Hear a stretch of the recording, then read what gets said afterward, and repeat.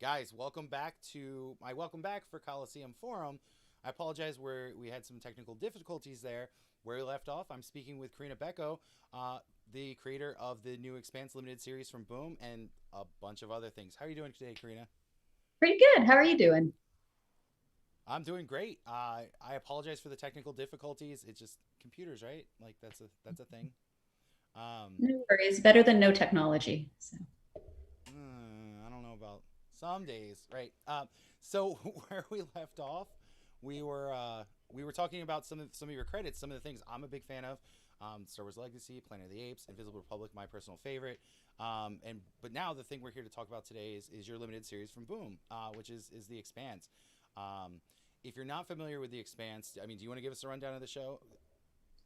Oh gosh. It's actually one of my favorite sci-fi things going right now. For I sure. I love it. It's sort of a near future exploration of what could happen if humanity expanded out into the solar system and how, but it's a lot of politics along with the science fiction and a lot of technical stuff, but also a lot of examination of how humans would react to these conditions.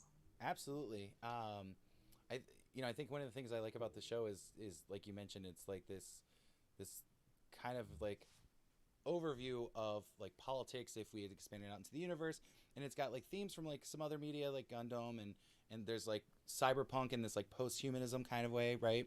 Um, Yeah, definitely. I don't know if there's anybody currently on our staff or anybody that shops in our stores that aren't a fan of the Expanse. So let's kind of just dig into it. Obviously spoiler free, as far as that goes, but season 4 ends, and if I understand correctly, your series picks up and kind of bridges between season 4 and season 5. That's right. Yeah, it's a standalone story. Like you don't have to watch either side of it to understand the story. Right. I mean, it might help to be familiar with the characters, Sure. but yeah, this is kind of what they were doing in between the seasons. Okay, and we're following like the main cast, like Holden and everybody? No, actually, some of them were quite busy doing other things, which we'll find out about in season five. Right. But so the story I worked on was basically um, centered on my two favorite characters, which made me very happy. So that's Abasarala and Bobby. So, Excellent. Okay. So, as I mentioned when we first started the show, a lot of your a lot of the things you've worked on since your initial book that came out with Image, which was horror, has kind of been in that sci-fi realm, right? Star Wars, Planet of the Apes, The Expanse, Invisible Republic. I mean, is that kind of your passion? Is that the genre you kind of drawn to, or how does that happen? yes, I do love sci-fi. I love horror as well, obviously. But a good thing about sci-fi is you can kind of do any other genre in it. Sure. So I feel like you can explore things about people just by tweaking little things. Like some sci-fi, like Planet of the Apes, say, is just one tweak. Right. There are apes that can that rule the world, right? Sure. I mean, it seems like it's such a small thing, and it almost seems ridiculous. Right. But if you approach that one little tweak and you take it seriously, and then you drill down, you can find out so much about the human condition if you want to be very, Right. you know. But there's so many. It's funny because like that is such a becomes such a rich tapestry that you can look at and pick little pieces from. And the same is true for something like the Expanse. It's like, oh, if humans actually are able to go out into the solar system, Right. that seems simple enough, but Sure. so much can come out of it. Absolutely, and I think that just as a fan of the show, that's one of the things that draws me to it. Because I mean, you've got people that essentially live in an asteroid belt that they're no longer adjusted to Earth's gravity. I mean, for all intents and purposes, they're like kind of like a not even humans anymore, right? Yeah, interesting. I really like that part about how quickly these differences can develop and culturally too. Same, and then I mean, I think you see that in the show between Earth and Mars, and obviously there are very different political views on how things should run in the universe. But with that said, so let me ask you this: are these kind of the comics that you're like, yeah, I want to write Star Wars. Yes, I want to write Planet of the Apes. Are these things that you were a fan of beforehand, or kind of like, hey, we like your voice. write Planet of the Apes? You know, I've been really lucky because almost everything I've worked on has been something that I really enjoyed ahead of time. There's been a couple of surprises, things that maybe I didn't know as well that I came into that, like I wrote an Aladdin graphic novel for Disney a little while ago, and Sure. I don't have kids, so I didn't, aside from knowing the original source material, Right. I had to get into that. And I was like, so I didn't go into that as a huge fan, Right. but it's really easy to fall in love with almost anything you're working on. But I've been so lucky that so many things I've worked on have been, well, like who doesn't love Star Wars? And I've written a couple of short Star Treks, and I love Star Trek. So I've been very lucky. So the fanboy question I have to ask, because if I don't, people are going to give me crap for it. Star Trek or Star Wars, if you had to pick one.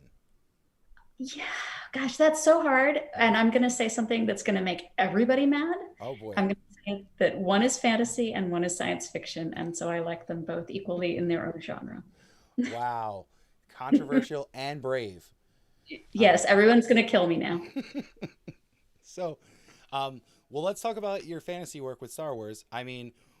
What is it like to go into that sandbox and kind of play with those characters and kind of develop that story and bring it along? That was a really interesting thing to do because that is such a beloved, well, now I guess I could say a franchise almost. I mean, at the time, it wasn't in Disney yet, it was at Dark Right. Horse. So it wasn't through Marvel, it wasn't all that. And so I worked with Gabriel Hardman was my co-writer, and we were really lucky because we were given a character that was supposed to be at the farthest future end.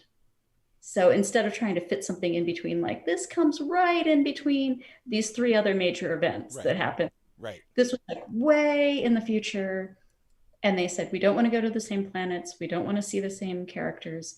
Make up a character, make up, friends, colleagues, villains, make up everything except the world. And that's Right. what they wanted. So I think that maybe people that are writing around the events of A New Hope or something are like, Yeah. wow, that's got to be difficult. Right. Threading the needle. Whereas like with Star Wars, and obviously we're here to talk about the Expanse, but I was a fan of this, so I have to ask these questions. Uh Dude. so uh and we talked a little bit about like only reading things and never pronouncing them out loud. But it follows Anya Solo, right? In Star Yes. Wars, right? And then she is Han Solo's like great granddaughter. The amazing thing is, we had to sign something that said that we would not reveal her origin. And as far as I know, that declaration traveled from Dark Horse and Lucasfilm over to Disney. Right. So I am contractually not allowed to say. I think we just learned something new. Okay. Fair enough. So, yeah, they said, oh, we're going to deal with that in, I think at the time they're going to deal with it in a novel or Right. somewhere, the exact lineage. Right. And I don't believe that anybody has touched that because now, of course, that's not really canon Right. exactly, depending on who you talk to. But as far as I know, I can't say. Fair enough. Fair enough. So let's jump ahead. And the reason I asked about kind of preparing to work in Star Wars, I imagine the process is somewhat similar when you kind of jump into the world of the Expanse, right? The Yes. universe of the Expanse. Um, with working on something like the Expanse, you mentioned you were a fan of the TV show. Were you already a fan of the show before this opportunity came along?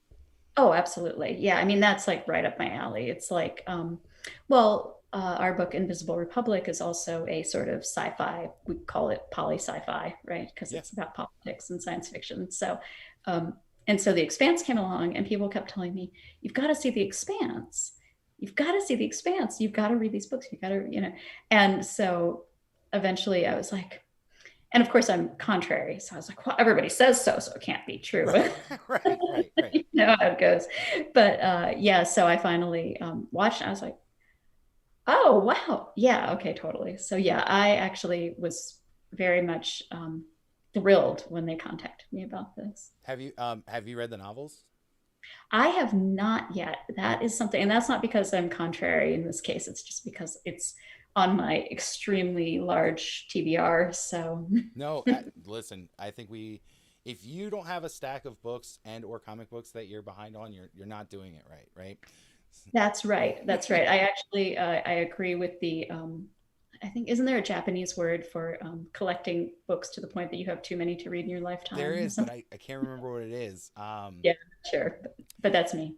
Yeah, no, same. I have that. I wouldn't so much call it a character flaw, so much as like, I just like books.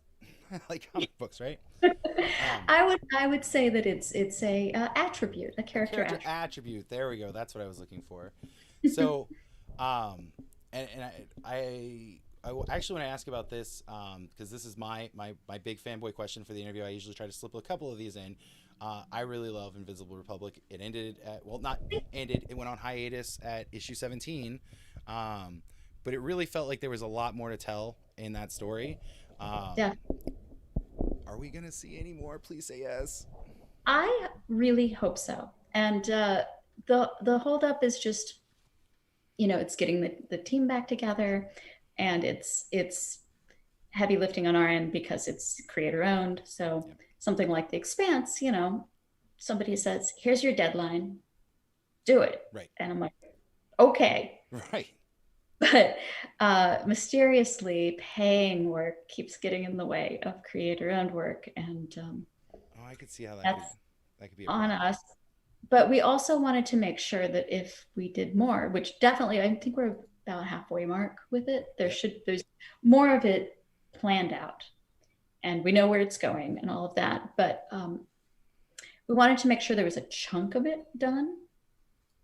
And of course, it's easy enough to write that stuff, and it's easy on my end working, with Gabriel Hardman. I can co-write. Oh, I'm done, but you still got to draw it, Right. and it's got to be colored, and it's got to be lettered, and so uh, the hopeful answer is yes. Okay. I will take that and run with it, and I will sleep more comfortably at night. I will just, I'll have a little mantra. It's like Invisible Republic will be back one day. Um, I just that is we have always said yes. There will be more. It's just a matter of making it happen. so, and actually, I was thinking about this. The Expanse books. It's actually, and correct me if I'm wrong, but it's actually two authors. They use one pseudonym.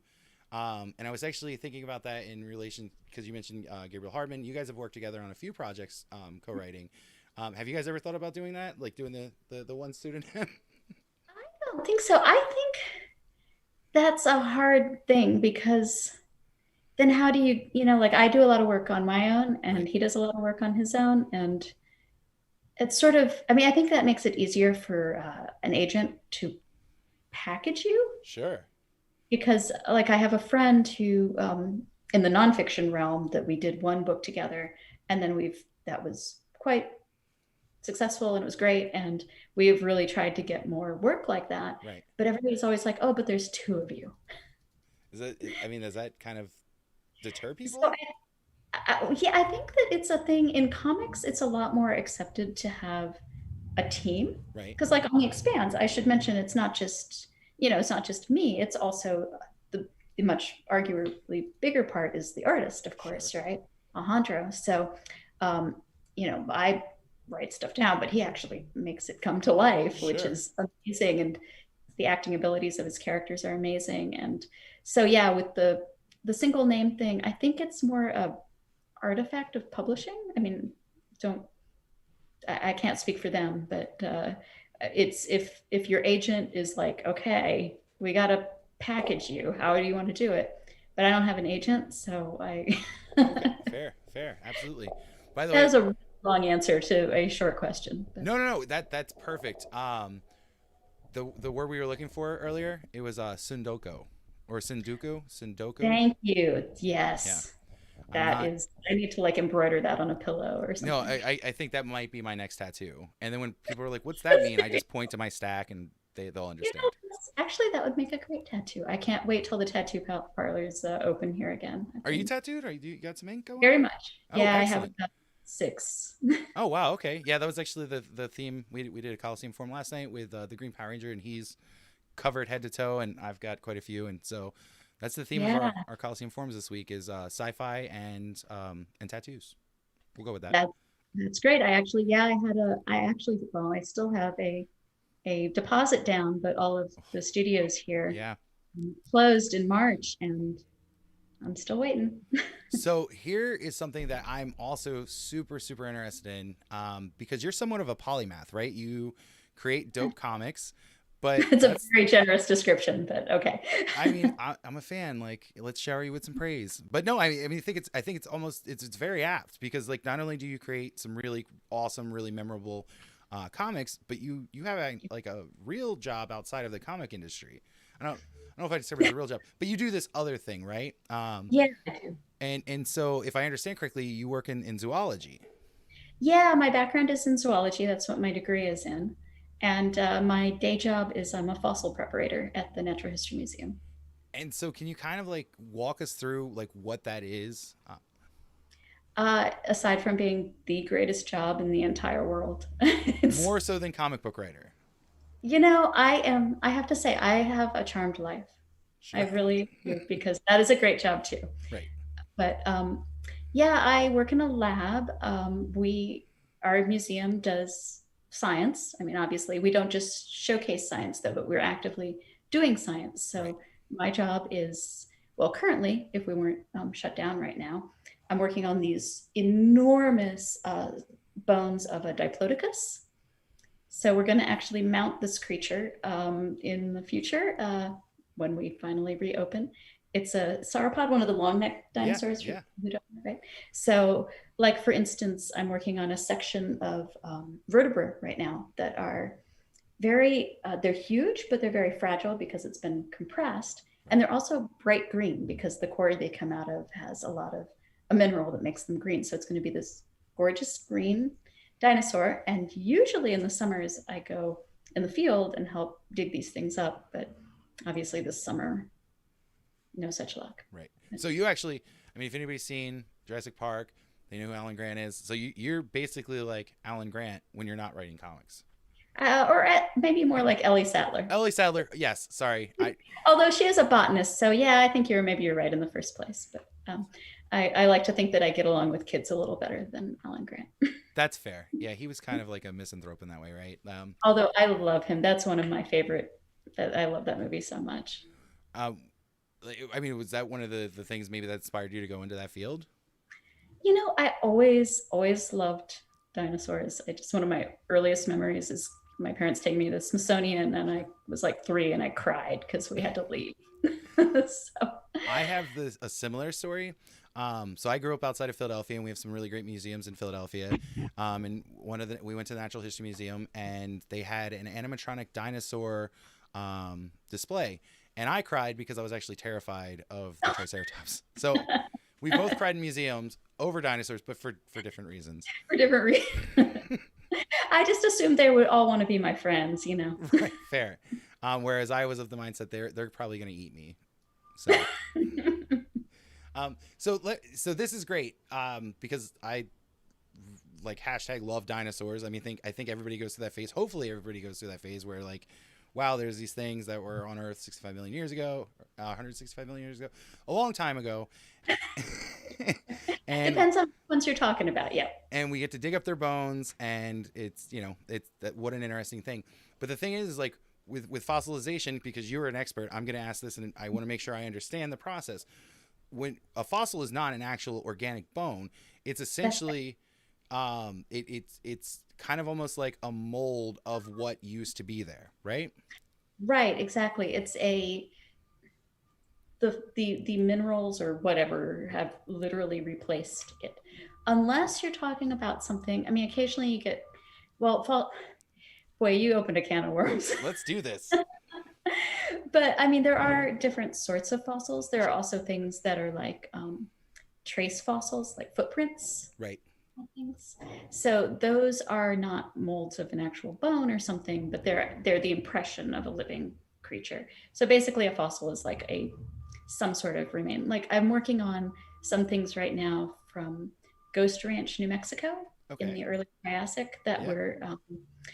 It's a really interesting area because that's where some of the very first dinosaurs that were dinosaurs Right. come from. So, but an interesting thing there is that when you're going through this, you find all of this fossilized wood. And I thought this fossilized wood looks really weird. It turns out it's burnt wood. So the wood burned Right. and became basically charcoal, Right. and that charcoal fossilized. Oh, wow. Okay. So, and often this burnt wood is on top of these other the dinosaur bones, and it's apparently in the early Triassic. My understanding is there was a bit more oxygen, so forest fires were really hot, and these fires would go through, and so you just get tons and tons of burned wood. But I just thought that what an interesting process that there's wood and it turns into something else, and then it turns into Absolutely. basically. So here's an interesting question, and I don't know if you could answer this. Based on that concept, so it's burned wood, right? And then it turns into charcoal. That's the process. That's how we run our barbecues in the summer and things like that. Yeah. Could you potentially use a burned wood fossil as a form of fuel to, like, fry up some hot dogs? Probably not, because it actually turns almost like into, it's actually really pretty. It almost looks like a crystal, Oh, wow. like it's Okay. like polished black. I mean, I suppose you could apply heat to it and heat it up and then use that to heat your hot dog, but Yeah, I don't know if that would be as it's more of good. the, yeah, hot rocks and soup concept. Right. So So, obviously you have this. I mean, honestly, probably the coolest job, and I could do an entire interview with you just talking about fossils and things like that. Um, but we had kind of touched this a little bit ago, where you kind of, you know, really do sci-fi very well. Do you think that being like an actual scientist like helps you in that way?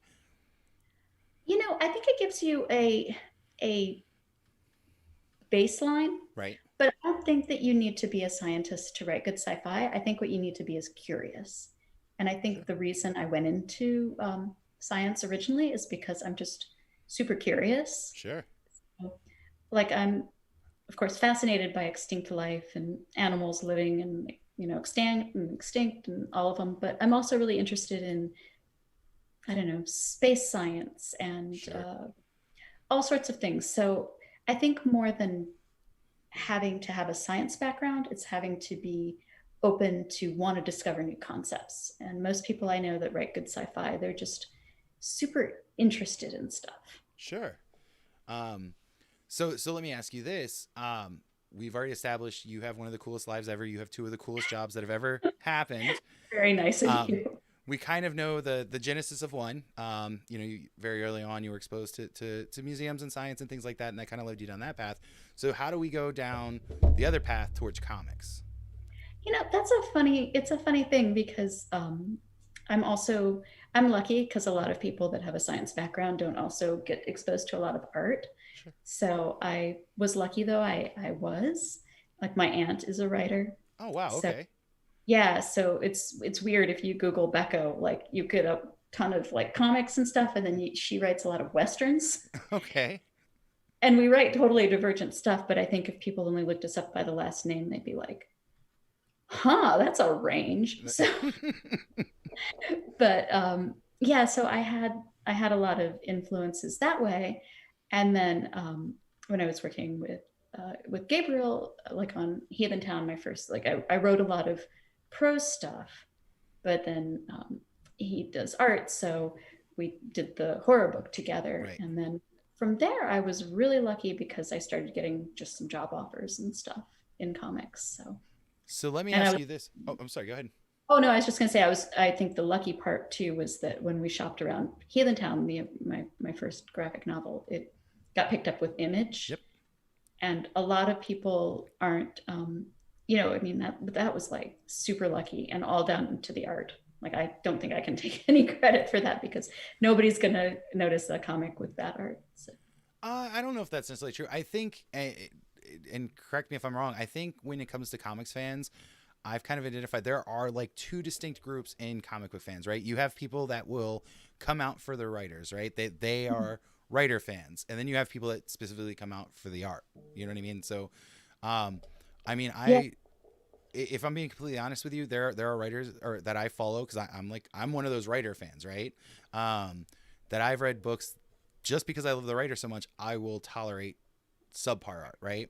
Whereas like for the art guys, it's the opposite, right? They're like, this is terrible. I don't care what words are on this page. It's just not for me. Um, Yeah, yeah. I mean, there are some people that even if the art was bad, I'd probably read it, like Charles Burns. but that art's never going to be bad because that's Charles Burns and he does his own art. So, you Right, right. know. So let's circle back to the Expanse. Um, where I mean, I don't want to spoil too much because we literally are at this point 5 days away, less than a week away from it coming out.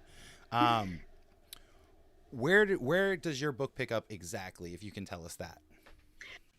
It's, well, Bobby is on Mars Right, and Christian's on Luna, right, and they are at the end of four. They've kind of decided to work together. right. So we pick up with some of that, and it's sort of what happens there in an unexpected direction. Okay, excellent. Could I Um, be more vague? I don't know. no, I mean, I think that's enough. If you're an Expanse fan, that would get me out to read it. My producer, who is a huge Expanse fan, is over there, like very agreeable, nodding. Yes, yeah. He's.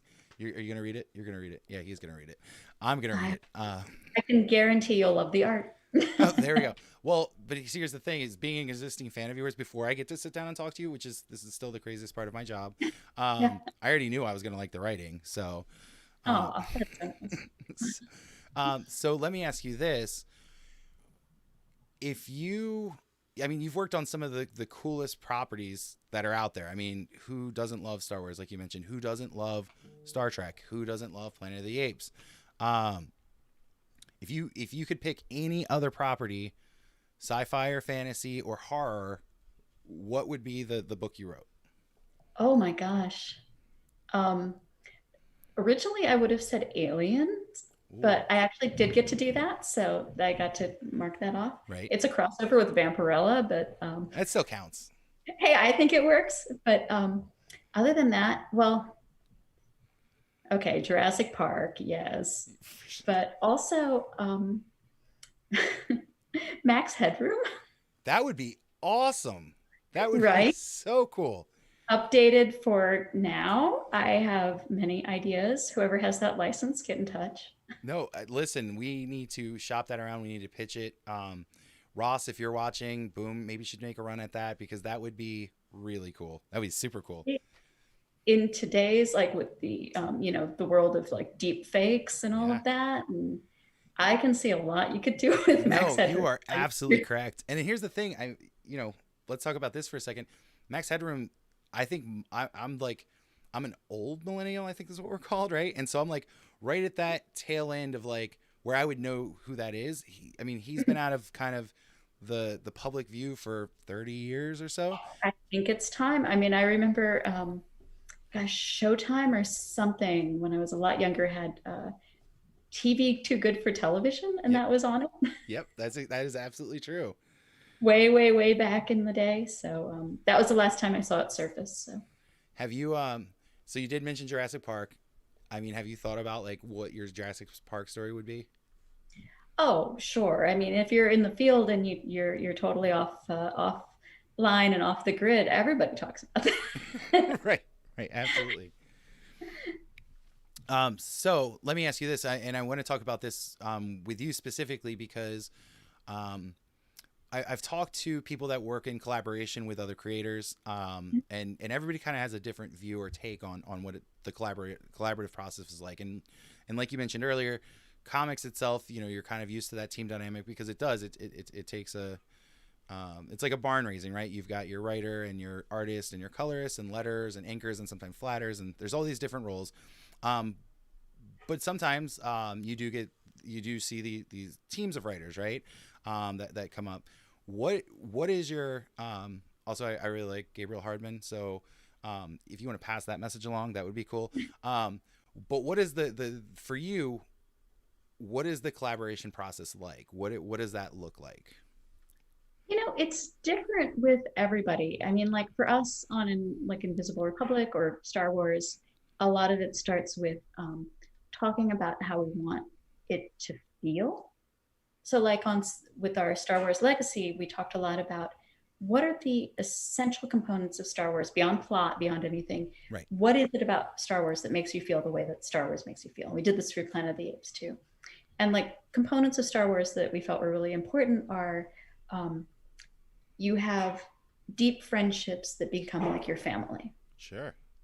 right? So Yeah, that's like it's not a plot thing, but it's a thing that when you distill everything down, you're like, you really want this group of people to hang together and come to each other's rescue. And Han Solo comes back, and it's like, oh, that's what makes you feel Star Wars. So we talked a lot about how to create that without, like, it should rhyme instead of, you don't want to, sure. so we talked about that a lot, and that's what we tried to do, is create a story that could support that sort of feeling. So And distilling the themes without being derivative.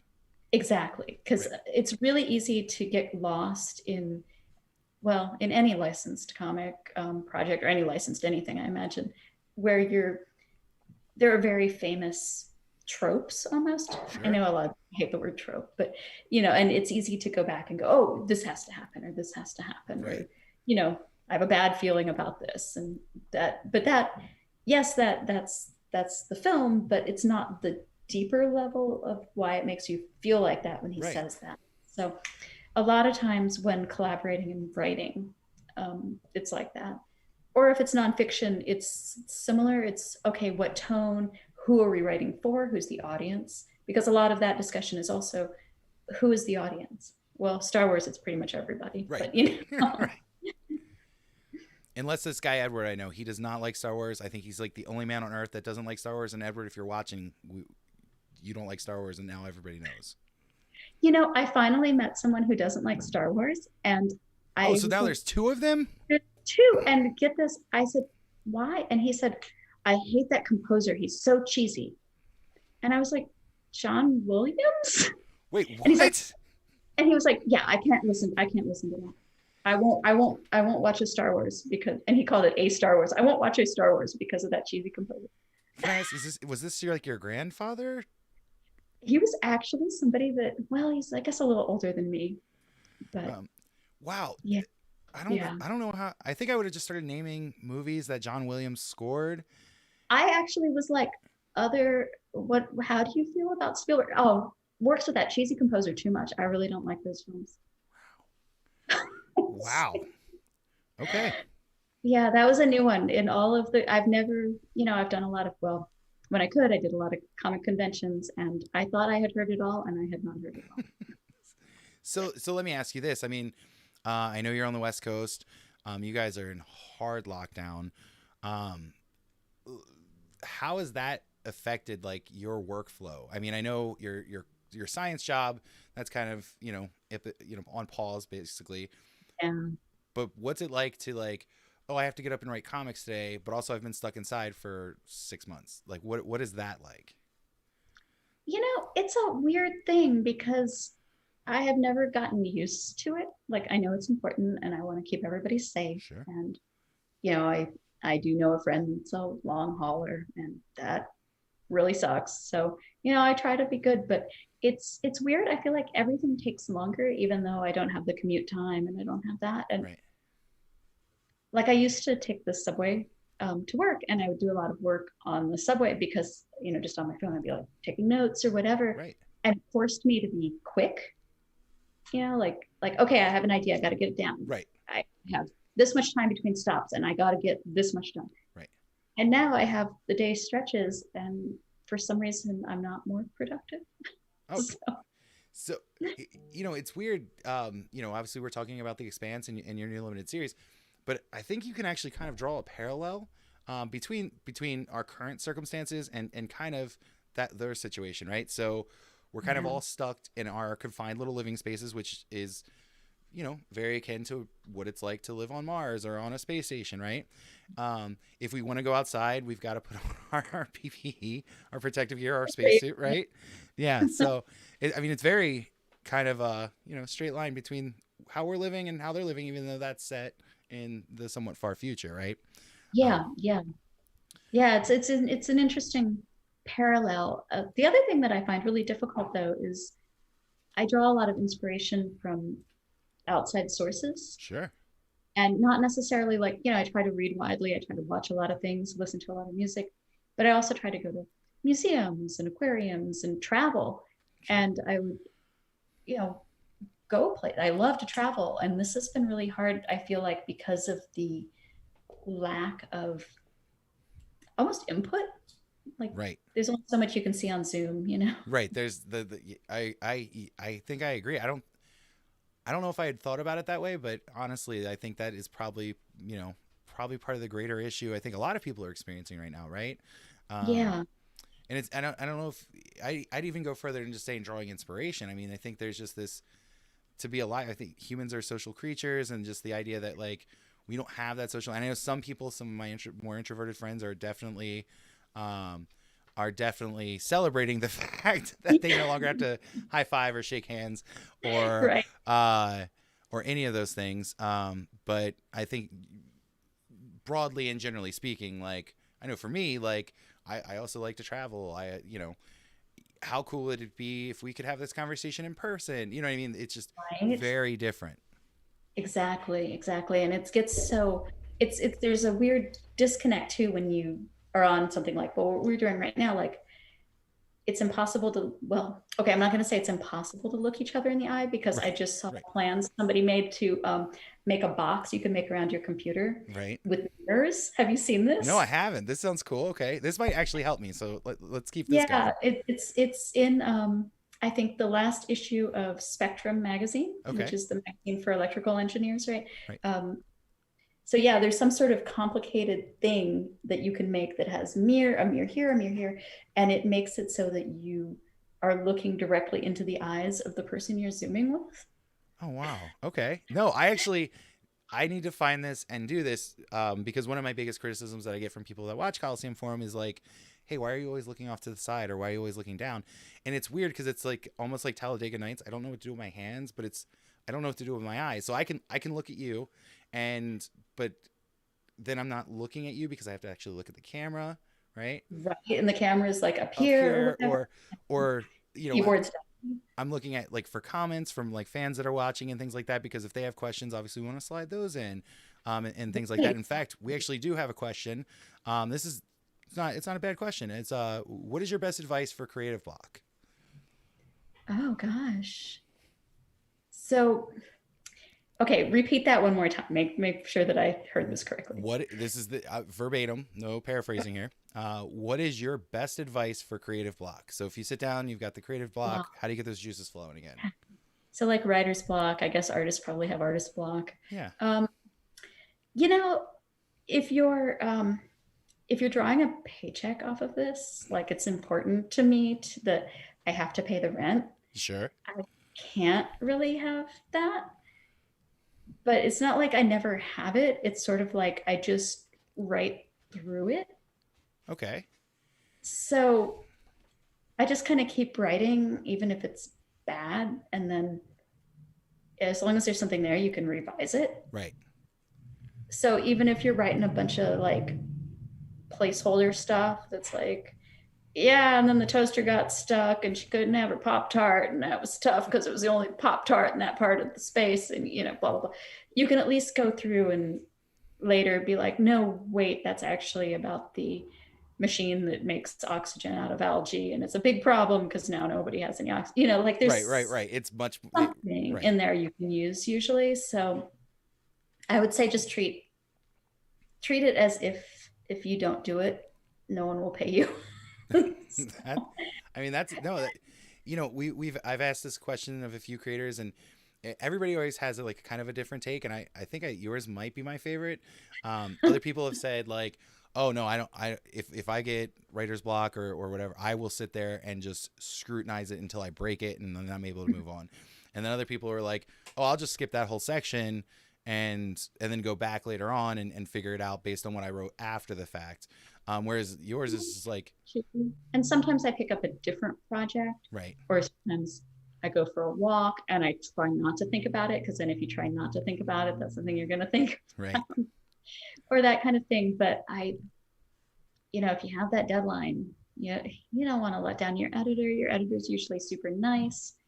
Like I know this year has been crazy, and I've been a couple of days late on a couple of things for my boom editors. I'm sorry, guys. And they've been so sweet about it, and they've been so nice. And every time they're nice, it makes me feel worse. So Right. We had a miscommunication actually at one point about when something was due, and they're like, "Hey, checking in," and I was like, "Wait, what?" And they were so nice about it, and I was just like, "Oh no, I'm a bad person." No, I thought that was next week. Not, oh, it's today. Yeah, no. So, boy, I got that done quick. So, yeah, either I guess either of those work. If it's a paycheck or pretend like you have a really nice editor that's going to be just, oh God, so disappointed. Right. Absolutely. So, obviously, we know your book. If you're a fan of The Expanse, you should be reading it. It's a 4-issue limited series. You have no excuse not to get that additional Expanse goodness in your life. But if you're a fan of sci-fi, like what other books would you recommend? Like if somebody was like, "Hey, The Expanse, what's going on with this? What's your elevator pitch?" For this particular series, or Correct. Yep. okay, elevator pitch. Boy, I am terrible at elevator pitches. You'd Really? think you would think that I would have mastered this by now, but I guess that the elevator pitch would be, uh, how do you bridge a human divide when you have such distances as space and time? Because a big problem in this particular book. See, I'm already way past the elevator. The elevator's gotten to the next No, floor. but Everybody's but you sold but me 2 minutes ago, so we're good. a huge thing, a huge point of uh, a challenge in this particular book is, okay, since one character is on Luna and one is on Mars, Yeah. you can't send a message immediately, Right. right? So I feel like there's a lot of like, it's already so hard to communicate with somebody, even when you're face to face. It's so easy to get your meanings confused Sure. and not be able to, and just there's so many things that get lost even in that. And just the idea of how big space is, that even traveling at the speed of light, a message can't get physically from one body to another Right. in, and if you're talking about the ring or the belt, it's even further. Right. And that's just in the solar system. You've got maybe an hour, even if you're talking about way far out. So Yeah, what's the number? It's like there's more stars in the universe than there are grains of sand on Earth. And if isn't you that think, amazing? yeah, I and didn't. so to try to like put that into to like context, like every grain, okay, pick up a handful of sand, every one of those is a star. Now consider that our sun is a star, so every one of those is a star that potentially has planets around it, and then you sort of really kind of a little bit grasp the expanse of the Yeah, universe. very well named. I think that of the things that are of science fiction properties, I think The Expanse is a great name. And now I have to tell you a biological fact about beach sand in Florida because of my biology background. If you are brave. Oh no, I'm brave. Let's do this. Okay, that beautiful, beautiful sand in Florida, which I miss so much. That's so nice. Gorgeous. Most of it is parrotfish poop Okay, just okay. because they nibble on the coral, Yeah. and it passes through and it's cleaned of, and what washes up. I mean, of course, it's tumbled and cleaned, and it's not literally parrotfish poop, but it's basically, yeah, it's fish Yeah. poop. No, it's yeah. You So So here's the thing. My wife, huge beach fan. Me, on the other hand, I like seeing beaches in movies and on TV or in comic books. And this is just one more thing in my arsenal to say, like, I don't want to walk around on all that parrotfish poop. Like, I'm not doing that you today. know, I think you can she can go and enjoy her time at the beach now, and you can stay home and read. See, exactly. So I don't want to take up too much of your time because I mean you have 2 jobs. I only have one. But I want to do one more thing with you. So Sure. we do this thing. It's something we started recently called the Coliseum Forum Lightning Round. So I'm going to ask you a question, and first thing that pops in your head. Uh-oh. Okay. Okay. So we try to tailor it to who we're talking to. So my first question for you in the lightning round, very quickly, we're gonna do this. Favorite dinosaur? My favorite dinosaur is actually, and can I say my favorite extinct animal? Oh yes, extinct animal. Okay, because as much as I love dinosaurs, I love those early synapsids better, and Dimetrodon is my favorite, the one with the sail. Oh, okay. Yeah, yeah. That doesn't technically count as a dinosaur. I think everybody kind of just groups them Nope. in the general public. Nope, I'm going to, yeah, I'm slipping in my science facts. There Yeah, you that go. guy's he's not a dinosaur, or she. Or he or she, right? Um, Favorite Expanse character? Oh gosh, probably Avasarala. I Okay. love her. Favorite sci-fi movie, not The Expanse? Alien. Oh yeah, good one. Really good. Favorite horror movie? Probably also Alien. That's where I was hoping that would go. All right. Favorite place to eat in Florida? Favorite place to eat? Oh gosh. I'm actually going to say the beach. I used to go on picnics on the beach all the time. There you go. Excellent. Well, Corinna, again, you have two jobs. I only have the one. Thank you so much for taking the time to sit down with me today. We are so excited about this book. It will be in comic shops this Wednesday, specifically Coliseum of Comics. So, guys, if you hadn't added this to your subscription, please swing through the shop. We will have a copy for you if the staff hasn't bought all the copies, because we're all very excited for this. Corinna, again, Oh, thank you so much. oh, can I give a quick shout out to the artist and the colorist? Please do. I'm sorry they couldn't be here today. No, no, yeah, I know. I wish I thought. So Alejandro Argon is Yep. the artist. Amazing. And Francesco Seguelas. I hope I'm saying his name right because I have not actually. I've talked to him a lot online, but I haven't actually spoken to him in person. And You're gonna get an email with beautiful. pronunciation. But yeah, I mean, the book does. I mean, I'm sure there are beautiful words. I haven't read it yet, but I have seen the solicits and the art. The Alejandro Aragon, amazing job in the art. The book looks amazing. I'm sure it's going to be an amazing story. I can't wait to read it in literally 5 days from now, which is super exciting. And the show comes back that day too. So, how perfect. Yeah, twofer. Corinna, thank you so much for joining us on Coliseum Forum. And honestly, if you work on anything in the future, we'd love to have you back because you are the coolest. Like, Oh, thank you so much. It was so great to talk to you. all right, everybody, this has been Coliseum Forum. Thank you for joining us, and we'll see you next time.